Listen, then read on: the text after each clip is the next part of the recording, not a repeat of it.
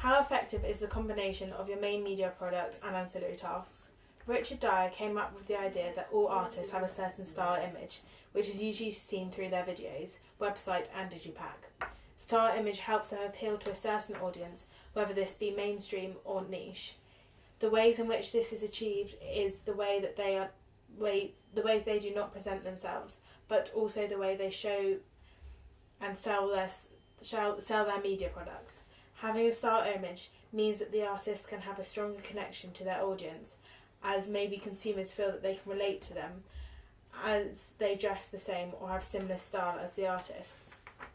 Dyer also mentions that artists are usually influenced by their record company to present themselves in a certain way in order to make sure that they do target a specific audience in a more successful way.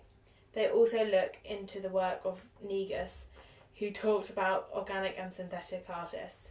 We can see how artists may reveal themselves in certain ways in order to be linked by different audiences, and that if they choose to be synthetic, then they are going to have a more mainstream audience, as well as if they decide to be organic, then they would expect to have a more niche audience. Both of these theories can help when looking into the style image of our own band, Reverie.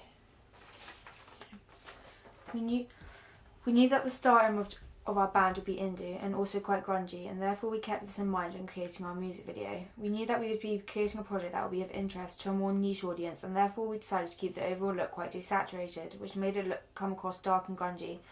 When looking at the artist Birdie, we saw how she used very desaturated and cold colours. Therefore, we decided to do this for our ours, as it portrays the style image of the band to be more indie and organic. In addition to this, we wanted a very abstract video, meaning that the narrative was kept simple yet ambiguous, with there being a strong focus on water and inks, which helped with the indie genre that we were in hope of creating, and also made it more cinematic. In relation to Negus's theory, we would say that our band is very organic. This is clearly seen by there being more of a focus on the narrative rather than performance element, highlighting their want to sell their music rather than themselves.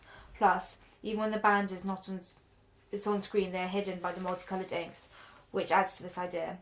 When looking at the music video Breeze Blocks by Alt J, we saw that their video was very focused on the narrative, and actually throughout they didn't show themselves, and therefore we too thought that this would be a good idea, so we just decreased the amount of times the band were present in the video. Furthermore, their clothing is very dark and low-key, not only presenting their style as grungy, but also meaning that they are shown to be very chilled out people. Also, by the fact that they are shown on a much whiter and lighter background in comparison to the narrative, they are therefore presented in a positive way, and what's more highlights that even though they could be seen to have a slightly moody attitude, they are in fact a band that is approachable. For the website, we wanted to make it very simplistic to keep to theme with the video. Therefore, the choice of the colour scheme was different shades of grey, which meant that it was a neutral-looking format and helped portray their indie grungy style. Beefy Clyro, who is an indie artist, uses a simple grey colour scheme on their website, and therefore we got inspiration from this, and also the band Bastille have a very simplistic format and dark colour scheme, so we also use this to help us when designing our website.